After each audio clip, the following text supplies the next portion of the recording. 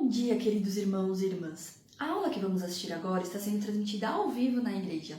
Por isso, não perca essa oportunidade de participar da aula, deixando as suas dúvidas, os seus comentários no chat, que elas serão respondidas pelo professor na medida do possível durante a aula. Lembrando que nós temos um pequeno atraso na transmissão. Então, se você deixar para escrever para nós no final da aula, talvez não dê tempo de ler o seu comentário ou a sua dúvida ao vivo. Mas não se preocupe, se isso acontecer, o professor vai responder a sua pergunta no próprio chat, por escrito. Vamos lá ver o que Deus tem para falar com você nessa manhã.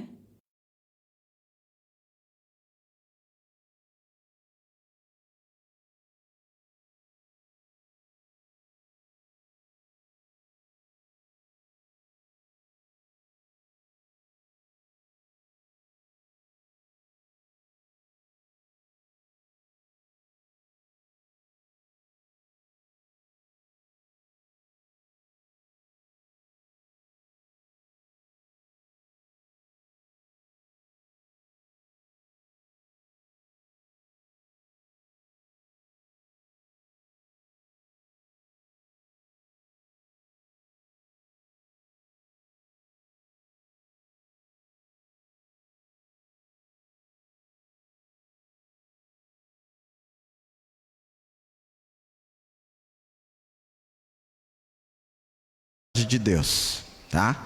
Tem uma perguntinha capciosa aí para você responder no chat. A gente já começou a trabalhar isso aqui, né? E eu gostaria que você participasse lá. Mas antes disso, vamos orar? Pedir a bênção do Senhor, pedir... Felipe, vem cá, Felipe. Vem cá, vamos fazer um negócio diferente hoje. O Felipe vai estar orando por nós.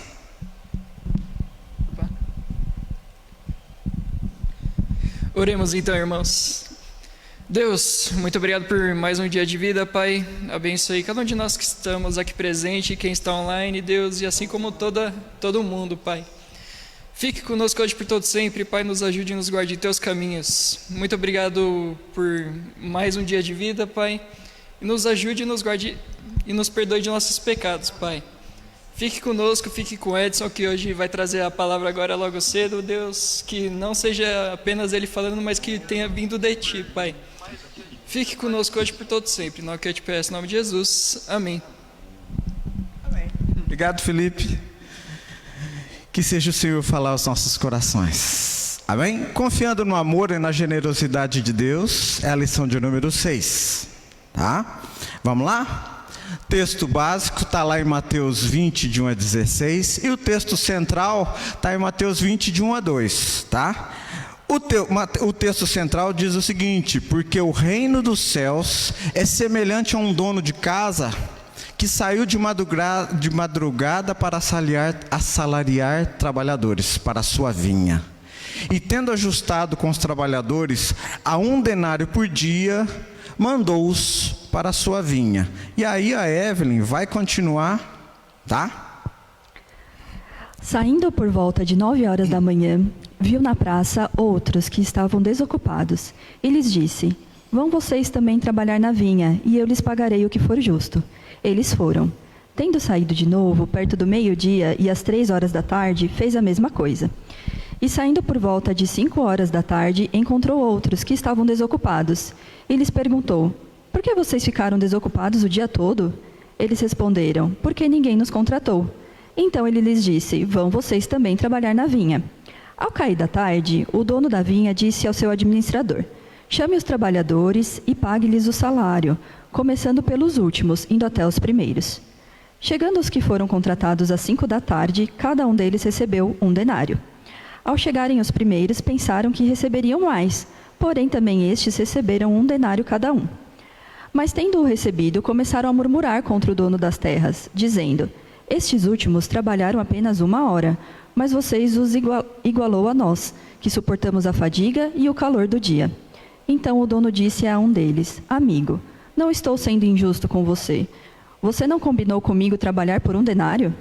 Pegue o que é seu e saia daqui, pois quero dar a este último tanto quanto dei a você.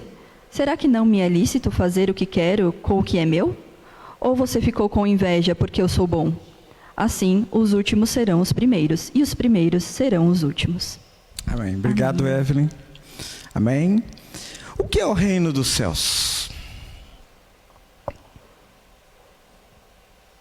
o que é o reino dos céus. Nós temos uma dificuldade. E Jesus, o tempo que ele esteve conosco, ele trabalhou muito essa questão. Ele foi propondo parábolas, ele foi trazendo ensinos, porque nós temos uma dificuldade enorme de entender o reino dos céus. O reino dos céus tem uma matemática diferente, o reino dos céus tem um conceito diferente, o reino dos céus, ele tem contornos completamente abstratos em relação àquele que a gente muitas vezes trabalha no nosso conceito de vida. Então, o reino dos céus é uma ideia. Eu tenho imaginação. Tinha um colega de banco que tinha uma ideia do reino dos céus. Ele falava assim para mim: rapaz, você vai para o céu? Céu é um lugar cheio de anjinho, tocando umas músicas assim, bem tranquila, um negócio monótono. Você tem certeza que você quer ficar num lugar desse? Ele tinha uma ideia de reino do céu. É um conceito filosófico. É um conjunto de princípios. Muitas vezes as pessoas pensam em reino dos céus como uma coisa que pode fazer, o que não pode fazer. É um conjunto de regras, né? É um estilo de vida do bem, né? Onde todo mundo está no reino dos céus é bom, né? Aí a gente imagina, bom, reino dos céus só tem gente boa. Aí quando alguém faz alguma coisa errada nesse reino que eu tenho num conceito, na minha ideia, na minha cabeça, a gente entra em parafuso, né? Nossa, mas ele era do reino dos céus e fez o que fez, né? Nós temos um estilo de vida do bem e que a pessoa não pode fazer o mal. É um apanhado de regras, né? Um conjunto de princípios que a gente pode fazer isso, não pode fazer aquilo, não pode. Eu lembro quando era adolescente, eu falava assim: bom, o reino dos céus, a pessoa não pode beber, a pessoa não pode fumar, a pessoa não pode mentir. Então tinha um conjunto de regras, né? E até uma escala, né? O pecadão maior, o pecadinho médio, o pecado pequenininho, até tem a mentira santa, né? A mentira inocente, né? Uma religião. Isso é muito comum, nós confundimos o reino dos céus com religião, tá? Eu sou a fulana de tal, eu estou no reino dos céus, tá bom? Ou uma expectativa após a morte. Você pega o maior grupo de conceito do reino dos céus, a gente imagina, o reino dos céus é aquilo, o lugar para onde eu vou depois que eu morrer, né? É um estágio da minha alma eterno, que eu vou estar junto com Deus. O que é o reino dos céus? Romanos 14:17 diz o que é o reino dos céus e diz que ele não é. Porque o reino de Deus não é comida nem bebida, mas é o quê? Mas é justiça, paz e alegria no Espírito Santo. Porque o reino de Deus não é comida nem bebida, mas é justiça, alegria e paz no Espírito Santo. Então eu, na meu humilde pensamento aqui, imagino o reino do céu como uma relação constante e íntima com Deus. Eu vou ter isso na eternidade com Ele e tenho isso hoje com Ele. Então, quando Jesus trata lá no Pai Nosso, venha-nos o teu reino, e ele ensina os discípulos ao Pai Nosso, e é um estilo de vida, né? Você vai vendo conceitos de vida. Uma das questões básicas é que eu tenho que buscar isso, buscar essa intimidade com Deus, buscar essa relação com Deus na minha caminhada. Então, o que é o reino dos céus? É uma relação constante e íntima com Deus, independente do lugar, independente da situação, independente de onde eu estou, independente. E Jesus vai costurando situações em que ele trata de coisas práticas do dia a dia, que aquelas pessoas conheciam, para tentar explicar para eles como funciona essa relação com o reino dos céus. Tá? E uma das maneiras que Jesus conseguiu para tratar com aquelas pessoas foi justamente contando essa parábola. E ele, nessa parábola, ele quer explicar para nós o quanto Deus é bom, o quanto Deus é generoso. Se a gente pudesse resumir o amor de Deus, João 3,16 seria como se a gente dissesse assim, é um mini evangelho, né? Está ali, está a essência de Deus está ali. Porque Deus amou o mundo de tal maneira que deu seu Filho unigênito, para que todo aquele que nele crê não pereça, mas tenha a vida eterna.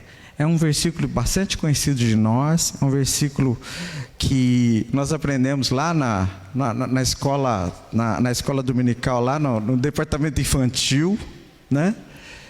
Porque Deus amou o mundo de tal maneira que deu seu Filho unigênito, para que todo aquele que nele crê não pereça, mas tenha a vida eterna. Beleza? A pergunta de hoje é essa: a quem Deus ama mais? O patinho aí, anjinho, ou o patinho que está aí no vermelhinho? A quem Deus ama mais? Os que agem com bondade ou os maus? Você vai lá no chat, por favor, e responda. A gente andou discutindo isso aqui. Foi muito gostosa a discussão, mas a gente quer ouvir você. Então vai lá no chat, responde isso para nós. A gente vai estar trabalhando essa questão hoje. Eu espero que a gente consiga chegar num denominador comum hoje, né? Quem Deus ama mais? Os que agem com bondade ou os maus? Responde lá para nós. Tudo bem? O reverendo Alessandro, ele propôs na lição de hoje 3 tópicos falando sobre a generosidade e a bondade de Deus. O tópico 1, né, que Deus nos ama sem que mereçamos. 2, Deus se agrada em receber o nosso amor. E o item final, Deus quer se orgulhar de nós. Tá? A parábola dos trabalhadores na vinha, ela vai tratar de uma questão que a gente vai explorar aqui até o final da lição. Deus nos ama mais, o ponto 1 da lição, Deus nos ama mais sem que mereçamos, certo? Mas eu quero trabalhar com vocês essa palavra que eu estava analisando, quanto ela é importante no nosso conceito de vida, quanto ela está enfronhada na nossa sociedade, na nossa realidade de trabalho, na nossa realidade escolar, na nossa sociedade. Meritocracia. O que é meritocracia? É o princípio da busca da promoção dos indivíduos em função dos seus méritos. Aptidão, trabalho, esforço, competência. Ou seja, um exemplo disso é lá no trabalho. Você trabalha melhor, recebe um salário melhor. Você se especializou mais, ocupa o melhor cargo, né? Você lá na faculdade foi uma boa aluna, tirou boas notas. Um professor de sociologia, trabalhando isso com a classe dele no colégio, ele propôs uma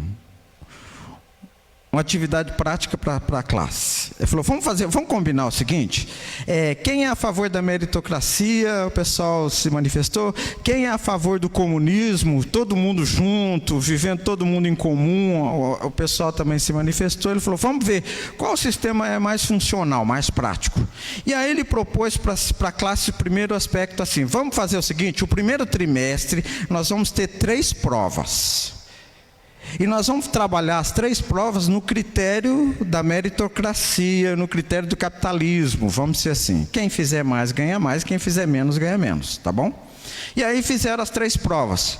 Os melhores alunos tiraram as melhores notas, os piores alunos tiraram as piores notas, e assim foi. Aí no segundo trimestre, falou, agora nós vamos para o segundo aspecto, que é a meritocracia, que é o comunismo. Todo mundo trabalhando a mesma coisa, né? Todo mundo absorvendo os mesmos resultados. Beleza? Beleza. Fizemos a primeira prova. Os que estudavam mais, continuaram estudando e tiraram mais. E os que estudavam menos, continuaram não estudando e tiraram menos. Aí o professor falou, agora chegou a hora do comunismo. Nós vamos fazer uma média das notas. pegar, somar todas as notas, dividir pela quantidade de alunos e a nota de cada um vai ser a média. E aí, na primeira atividade lá, a nota de os que tinham tirado 10 na prova ganharam 7. O tranquilão folgado que tinha tirado 3 na prova ganhou 7. Parece justo? Né? Mas foi assim. Bom, fomos para a segunda prova. Os que estudavam muito falaram: mas peraí, eu me mato de estudar para tirar 7, então eu não vou me esforçar tanto assim. E aí a segunda média, a nota caiu para 5. E a terceira média, ninguém estudou, todo mundo tirou 3. E aí o professor chegou para ver: então, gente, qual que é o melhor sistema?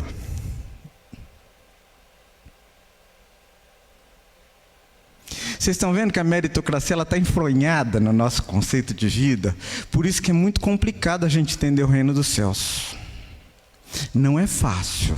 Quando a gente ora lá no Pai Nosso e fala assim: venha a nós o teu reino, nem sempre nós estamos preparados para ele. Por quê? Porque os conceitos de justiça do Senhor não são os nossos conceitos, porque os caminhos do Senhor não são os nossos caminhos. A nossa discussão que agora há pouco a gente estava tendo aqui, né? Porque os pensamentos de Deus não são os nossos pensamentos. Então a meritocracia, ela está justificada no nosso conceito de vida, ela faz parte dele, né? A gente fala para a criança assim: se você estudar bem, for muito bem esse ano, você vai ganhar um presente no final do ano. Você escolhe o presente. E aí você estuda bastante, escolhe a bicicleta. Eu tinha sempre um problema, principalmente com o Papai Noel. Eu tive problema sério com o Papai Noel. Tinha vontade de dar um soco no Papai Noel. Porque eu me esforçava, me empenhava, e assim falei: senhor Papai Noel, o senhor pode me dar uma bicicleta? Eu fui um bom menino, estudei bastante, fechei as notas tudo antes de setembro. Então eu acho que eu fui um bom menino, o senhor me dá uma bicicleta? E aí o Papai Noel me dava um cuequinha, um par de meia, sabe? Aqueles carrinhos de plástico, a roda sai na primeira brincadeira que você roda e volta, a roda já saía. Então eu tinha sempre um problema com o Papai Noel. Não falava a mesma língua. Mas no conceito social que a gente vive, é assim que funciona, né? As pessoas melhores, que se esforçam mais, que se empenham mais, ganham mais. Então vamos lá? A quem Deus ama mais? Aqueles que agem com bondade ou aqueles que agem erradamente, ou os maus?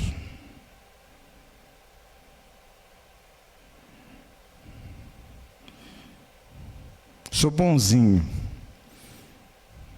Deus me ama. Eu sou um traficante, mega traficante, Deus me ama. Eu sou Madre Teresa de Calcutá, Deus me ama. Eu sou Saddam Hussein, Deus me ama. Responde lá, tá? Por favor, vai lá no chat, lá, responde lá, tal.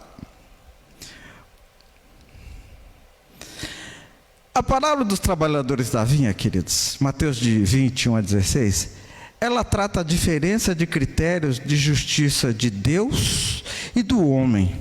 Isso nós precisamos tomar muito cuidado, porque quando Deus fala do nosso critério de justiça, em algum momento na Bíblia ele fala assim: o vosso critério de justiça é como trapo de imundície. É pesada essa expressão, é muito pesada essa expressão, é aquele absorvente. É isso que ele estava querendo dizer lá. Trapo de imundícia era isso.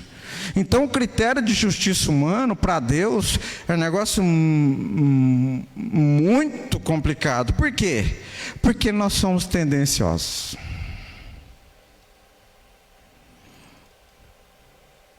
Sardinha é pouca, meu pirão primeiro. Aí nós somos egoístas por natureza. Depois que Adão e Eva fizeram o que fizeram no Jardim do Éden, nós trazemos um gene em nós, um gene para mim primeiro, tá? Por isso que o reino de Deus é um negócio complicado. Porque no reino de Deus você inverte. É o outro primeiro. Né? Só para lutador de boxe é mais importante dar do que receber. Né? Eu prefiro dar soco no outro do que receber pancada dele. E esse é o critério do reino. Mais bem-aventurado é dar do que receber. Então, quando a gente, está vendo? Quando a gente chega lá no Pai Nosso que estás nos céus, santificado seja o teu nome, venha o teu reino. Ô Senhor, prepara-nos para receber o teu reino. Por quê? Nós não estamos preparados para ele. O conceito de justiça dos trabalhadores era o conceito de justiça muito prático para nós também, né? Quem trabalhou mais deve receber mais, né? Não é justo? É o conceito da meritocracia. Nessa pandemia, algumas situações me fizeram acreditar que Deus ainda existe no coração da humanidade, tá? Porque tem hora que você começa a olhar para a humanidade e pensa, parece que, Senhor, eu não sei não, Senhor, mas eu estou achando que a gente está por um fio, porque o ser humano está cada vez mais, cada vez. Eu conversando com isso, com os nossos colegas, né? Com 2 colegas que não são evangélicos, falei, cara, e como é que nós vamos fazer? Porque nós, funcionários públicos, fomos para casa, trabalhamos em casa e recebemos, glória a Deus, muito obrigado, Senhor, o nosso salário. Mas os meus colegas que a gente está conversando tinha faxineira, diarista. E aí, a diarista não podia ir trabalhar. Aí eu conversando com eles, fiquei pensando, e agora? A diarista não tem registro em carteira, ela não tem recurso, ela só ganha se trabalhar, e ela não vai trabalhar. Ela não vai poder ir para a tua casa. A pergunta é, ela vai receber? É um gelo, né? Eu fiquei pensando, bom, já vou ter que pegar o nome, levar para a minha igreja e falar, gente, cesta básica para 2 pessoas que eu fiquei sabendo aí que vão precisar esse mês. A empregada diarista do fulano de tal, a empregada diarista do cicrano, porque parece um pouco até justo, né? Espero que ninguém da minha igreja tenha feito isso. Não veio trabalhar, Edson. Não paguei o dia. Aí ela come o quê? É problema dela, né? Os 2 colegas viraram para mim e falaram assim, não, Edson, nós vamos pagar normalmente. Eu falei, vão? Sim, vamos pagar. Mas ela não vai trabalhar? Não, não vai trabalhar. Ela vai dar home office, ela vai me explicar como é que eu faço a faxina lá da casa dela. Lava o banheiro, então que detergente que eu faço? Esse aqui, tá? Não foram trabalhar e receberam. Eu falei, Senhor, o Senhor existe no coração da humanidade ainda tem um fiapo de misericórdia no coração do homem que não te conhece, tá um sinalzinho da tua graça lá ainda. Fiquei feliz, querido. 2 colegas meus, que a gente conversando ali do meu convívio, pagaram. E a menina não foi trabalhar. Eu paguei, Edson, porque ela vai ter que comer, cara. No conceito da meritocracia é justo? Não. E os trabalhadores da vinha pensavam assim. Por quê? O pessoal começava cedo, né? Funcionava assim. O dono da vinha foi para a praça, viu o pessoal sentado lá, falou: seguinte, quer ir trabalhar na vinha? Vamos lá trabalhar na vinha, eu vou pagar um denário para vocês. E o pessoal foi. 5 horas da manhã. 9 horas da manhã ele voltou lá na praça, tinha mais uma turma. Querem trabalhar na vinha? Vamos lá na minha vinha, eu vou pagar um denário para vocês. E o pessoal foi. 3 horas da tarde ele voltou na praça, tinha mais um pessoal lá, falou: querem trabalhar na minha vinha? Vou pagar um denário para vocês. E o pessoal foi. 5 horas da tarde, está terminando o expediente, terminava às 6. 5 horas da tarde ele chegou lá, ainda tinha uma turma: pô, não achei vocês, estive aqui, vocês não estavam aqui. Querem trabalhar na vinha? Vão lá trabalhar na minha vinha, eu vou pagar um denário para vocês. E foram. Chegaram lá, trabalharam 1 hora só. E na hora de receber o pagamento, ainda foram eles que foram escolhidos para receber primeiro. que receberam um denário. Imagina você que tivesse saído lá da praça 5 horas da manhã, você levantou cedo, né? Foi lá para vir, trabalhou de sol o dia inteiro e tal. Aí chega na hora de você receber, porque você ficou por último, você viu todo mundo recebendo, aí você já vai fazendo as contas, né? Bom, se ele pagou um denário por hora, eu trabalhei 10 horas, eu vou ganhar 10 denários, né? O senhor da vinha deu um denário. Foi aquela revolução lá no eito, né, que a gente fala em Minas Gerais, lá na roça. Justiça, justiça, justiça. Virou um banzé. Por quê? Ué, mas peraí, eu trabalhei desde as 5 da manhã até as 6 da tarde, ganho um denário? O outro que chegou aqui às 5 da tarde, trabalhou até as 6 da tarde e ganhou um denário? É justo?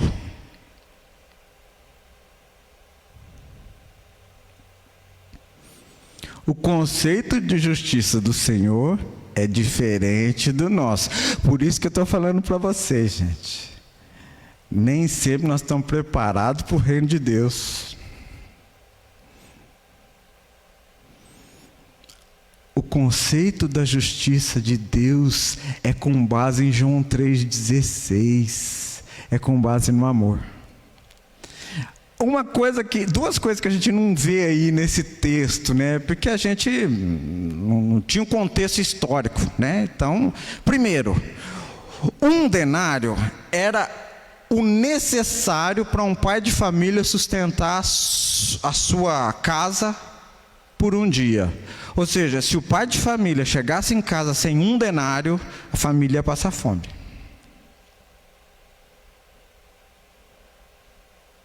Tá?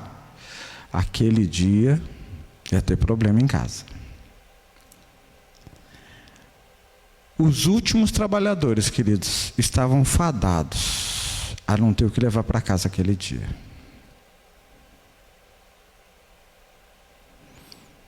Eles iam passar fome. Aqueles que estavam no estavam preocupados com aqueles trabalhadores. Eu vou ganhar o meu, né? Fiquei muito feliz com meus colegas, porque eu vou ganhar o meu. O tribunal vai pagar. Mas e a minha diarista? Ela não vai receber se ela não trabalhar?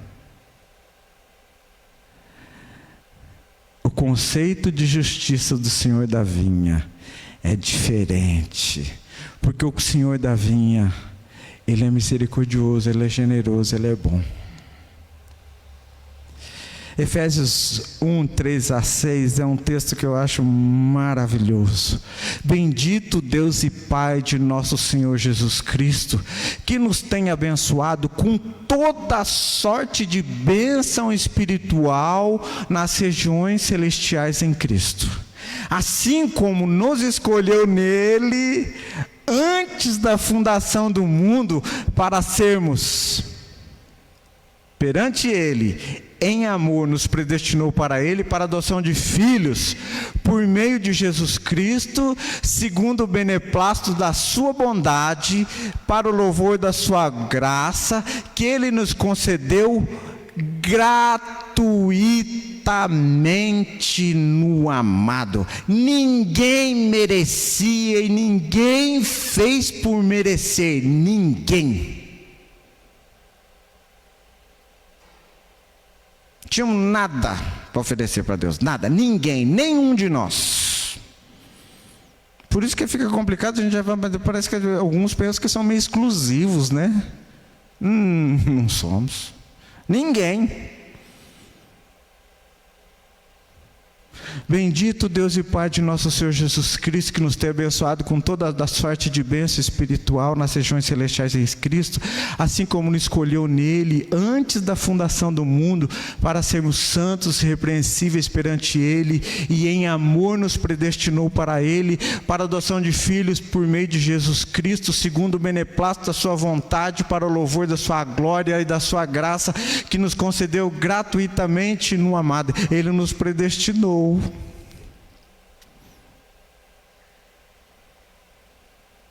Que bom! Para sermos abençoados, infinitamente abençoados.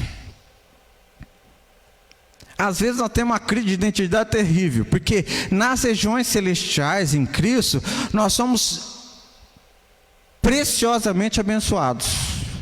Mas quando a gente traz para o mundo material, a gente começa a entrar em choque, né? A gente está em crise. Porque quantas vezes a gente rejeita a bênção de Deus na nossa vida? Eu gosto quando alguém fala assim, ô abençoado, eu sou mesmo. Eu sou um abençoado de Deus. Aleluia, porque eu sou. Então que a gente possa trazer, venha a nós o teu reino, Senhor, vem o teu reino para mim, ainda que eu não consiga entender ele plenamente, ainda que eu tenha dificuldade de entender, vem teu reino, Senhor, vem sobre a minha vida, sobre a vida da minha família, vem o teu reino sobre a vida dos meus parentes, para aqueles que ainda não te conhecem, e que foram, Senhor, escolhidos pelo Senhor, lá na tua glória, para que estivesse com o Senhor e fosse abençoado, meu Deus. Porque eu não merecia, o Senhor me escolheu, eles não merecem também, o Senhor os escolheu. Quem Deus ama mais? Os que agem com bondade ou os maus? Evelyn. A irmã Marli, ela diz aqui, Deus ama o pecador, mas abomina o pecado. E a salvação é para todos, bons e maus. E Deus dá oportunidade para todos os homens de se arrepender, pois o amor de Deus é incomparável. É incomparável. Irmã Marlene Alexandroff também diz, Deus ama a todos. Ele ama o pecador e não o pecado. Ninguém merece o amor de Deus. Ninguém merece o amor de Deus. Amém. Felipe, quem Deus ama mais, Felipe? Fala até o final, Felipe. Eu quero ouvir você falar isso para mim, tá bom? Irmã Marli, irmã Marlene, amém. Deus nos ama incondicionalmente, amém. Amém. Mas vai continuar a pergunta aí, vocês vão trabalhando aí, tá bom? Deus se agrada em receber o nosso amor. Pela lógica da meritocracia, tá?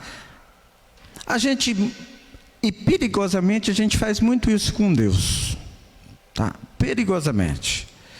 Eu amo Deus porque Deus faz alguma coisa para mim. Eu amo a Deus porque Ele me dá bênçãos.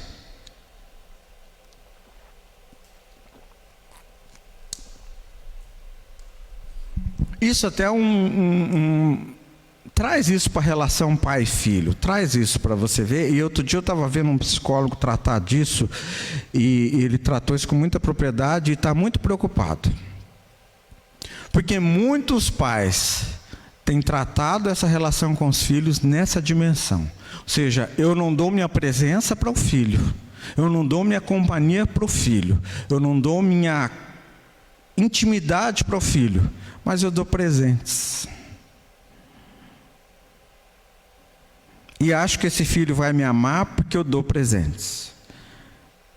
Aí a gente pega uma situação assim, como é que um filho combinou com um namorada?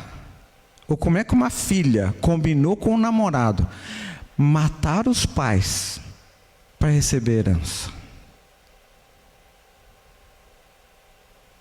Porque a minha relação com o pai é de troca. Ele me dá e eu devolvo. Ele me dá e eu devolvo. Deus nos ama, queridos. Deus se agrada em receber o nosso amor. Mas Deus não joga pela meritocracia. Ele nos ama. E Ele nos amou primeiro. E Ele nos amou até as últimas consequências. Morte do seu filho na cruz. Muitas vezes pela meritocracia a gente tem a consciência do amor em relação a Deus assim, né? Deus retribui o amor a quem faz o bem e castiga a quem faz o mal. Lembra da história de Jó? Os amigos de Jó estavam com esse nó na cabeça em relação a Jó. Jó, o que você fez? O Jó olhava, eu não fiz nada. Você fez, Jó, você fez. Você fez alguma coisa, Jó? Conta para nós, abra teu coração. E acusaram Jó, e os caras funcharam a vida de Jó. Por quê? Deus se agrada e recebeu o nosso amor porque Ele nos amou primeiro. Por isso que quando a gente vê essa relação do reino de Deus, ela começa a ficar complicada, a gente começa a não entender o critério de justiça do dono da vinha. Ele amava os trabalhadores, aquele que chegou às 5 horas da manhã e trabalhou, e ele amava aquele trabalhador que ia para casa sem ter o que comer. E ele os amava não porque eles trabalharam na vinha, ele os amava. Não porque eles deram um dia de serviço para ele. Ele os amava. Deus decidiu nos amar. Não porque fôssemos mais lindos, mais bonitos, mais cheirosos, mais graciosos. Deus nos amou quando a gente não tinha nada para oferecer para Ele. Então nós não somos os melhores. Romanos 11, 34 a 36 diz o seguinte: pois quem conheceu a mente do Senhor, ou quem foi seu conselheiro, ou quem primeiro deu a Ele para que venha a ser restituído? Porque dele, por meio dele e para Ele são todas as coisas. A Ele, pois, a glória eternamente. Amém. Quem de nós deu alguma coisa para o Senhor? Eu fico imaginando, outro dia alguém estava comentando isso comigo, né? Como é que eu dou presente para alguém que tem tudo? Né? Aqueles amigos ricos que vocês têm, né? Chega no aniversário e fala, rapaz, o que eu vou dar para essa pessoa, né? Ela tem tudo. Mas eu garanto que se é teu amigo de verdade, ele vai receber teu amor de bom grado, teu respeito, a tua companhia. Isso não tem preço, a tua amizade. É isso que Deus espera de nós. Muitas vezes pensa assim: Deus me ama porque eu dou o dízimo. Deus me ama porque eu faço corrente de oração. Deus me ama porque eu vou na igreja aos domingos. Deus te ama. Deus me ama. Dostoiévski, um romancista russo, ele diz o seguinte: há um vazio no homem do tamanho de Deus. Sabe aquela sensação de que o homem que não tem Deus tem, de que ele não está completo? Você fica, eu tinha uma colega que estava fazendo acompanhamento psicológico, e um dia eu sentei com ela e falei: minha filha, qual que é o teu problema? Tem uma família abençoada, pais maravilhosos. Um dia nós fomos na casa dela e o André, que família bonita, uma relação de amizade, legal. Ela é saudável, jovem, não tinha nenhum problema de saúde, tinha um bom salário, morava numa casa gostosa, num bairro gostoso. Eu comecei a olhar a vida daquela colega e falei: cara, qual que é a tua crise? Eu não estou te entendendo, eu só vejo bênção na tua vida. Mas tem um vazio. Você precisa preencher esse vazio com Deus. Está faltando Deus. E nada vai preencher esse vazio. Nós vemos uma sociedade desesperada, correndo atrás de coisas para preencher um espaço que só Deus pode completar. O reverendo Alessandro complementa essa parte lá na lição dizendo o seguinte: amar a Deus é o que vai preencher esse vazio, é que vai dar sentido. Deus não precisa do nosso amor, mas Ele merece. E somos nós que precisamos amar. Fico imaginando, na outra lição, ainda falei para vocês sobre Paulo, né? Paulo estava lá com as costas cheias de vergão, machucado, havia apanhado, sido açoitado, estava preso. O que Paulo estava fazendo? Louvando a Deus e falando: Senhor, como eu te amo. Pedro, quando vai ser crucificado, ele fala assim: eu não sou digno de morrer como meu Salvador. Crucificaram Pedro de cabeça para baixo. Amor é essa intimidade de relacionamento com Deus, é que Ele espera de nós. Venha a nós o teu reino, Senhor.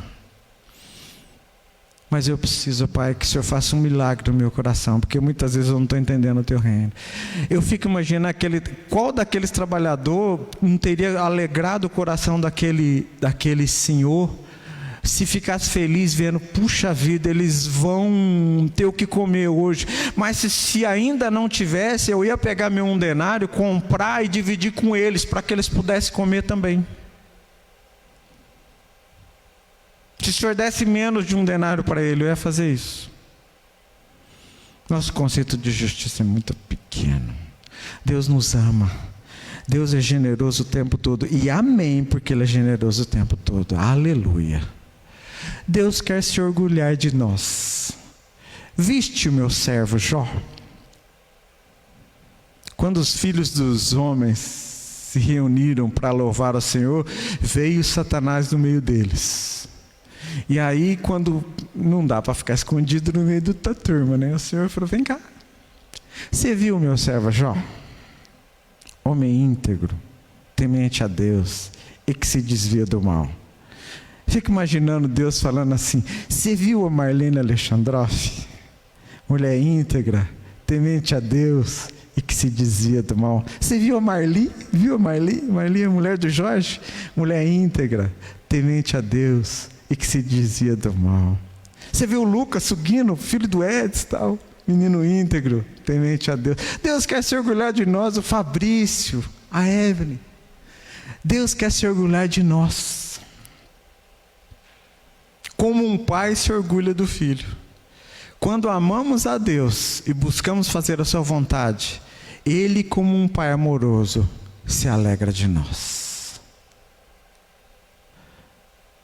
Quando o teu filho, que vocês vão ter, vamos pensar, Lucas, quando o Zaio faz o bem, você o ama. E quando o Zaio faz o mal, você deixa de amá-lo? Não? Continua amando o Zaio do mesmo jeito. Aquele menino lindo, coisa fofa do vô. Você ama seu filho quando ele faz o bem e deixa de amá-lo quando ele faz o mal? Eu gostaria de encerrar deixando essa pergunta para vocês aí. A quem Deus ama mais? Os que agem com bondade ou os maus?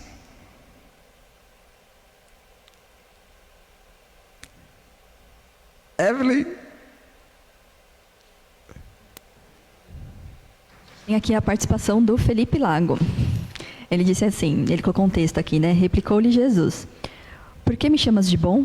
Ninguém é bom, a não ser um, que é Deus. Marcos 10, 18.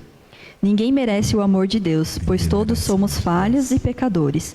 O salário do pecado é a morte, mas todos os seus filhos, Ele, Deus, nos dá a sua graça, favor imerecido, de salvar seu povo. Logo, Ele nos ama, mesmo sendo maus e pecadores, mas por meio do seu Espírito Santo, transforma o nosso coração a cada dia. Aê, Felipe!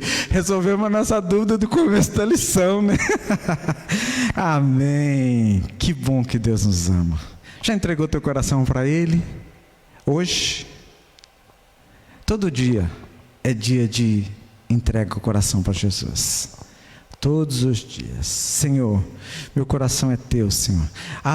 Há momentos que Senhor, meu coração é teu e precisa de uma faxina, meu Deus, porque precisa de limpeza. Limpa para mim. Há momentos que, Pai, meu coração é teu, mas está triste, meu Pai. Traz a tua paz, a tua graça. Há momentos que meu coração é teu, Senhor, mas ele está ansioso e preocupado com questões da vida. Tira do meu coração toda a ansiedade e cuida de mim. Cada manhã, cada dia, você possa renovar. Deus te ama. Independente de quem seja você, Deus te ama. E quer receber o teu amor. Amém? Podemos orar, Evelyn? Pai, muito obrigado pelo bate-papo dessa manhã, Senhor. Que bom o teu amor. Que bom é a tua graça, Senhor. Louvado seja o teu nome pela tua misericórdia que se renova a cada manhã. Oh, meu Deus, muito obrigado porque nós entendemos o teu amor e o aceitamos. E queremos renovar, Senhor, a cada dia esse nosso aceitar do teu convite para andarmos contigo. Ajuda-nos na caminhada, Senhor Deus. Cerca-nos com teus anjos, guarda-nos debaixo da tua paz. Meu Pai, que hoje seja tempo oportuno para aqueles que estão ouvindo a tua palavra, aceitar o teu amor em Jesus Cristo. E que eles possam, Senhor, receber Jesus em seu coração, porque o milagre é teu. E que essas vidas, Senhor, sejam aceitas no teu altar, para a tua honra e glória, em nome de Jesus. Amém? Um dia eu precisei fazer essa oração, tá? E espero que você faça essa oração também. Senhor Jesus, eu entrego a Ti o meu coração. Coloca meu nome no livro da vida do Cordeiro. E para a eternidade nós vamos estar juntos. E a eternidade começa agora, Senhor. Porque a vida de intimidade com o Senhor começa a partir desse momento. Faz essa oração. E Deus te abençoe, tá bom? Um bom domingo abençoado para você. Muito obrigado pelos queridos que a gente debateu aqui antes. Deus abençoe o nosso coração. Fiquem na paz, em nome de Jesus. Amém.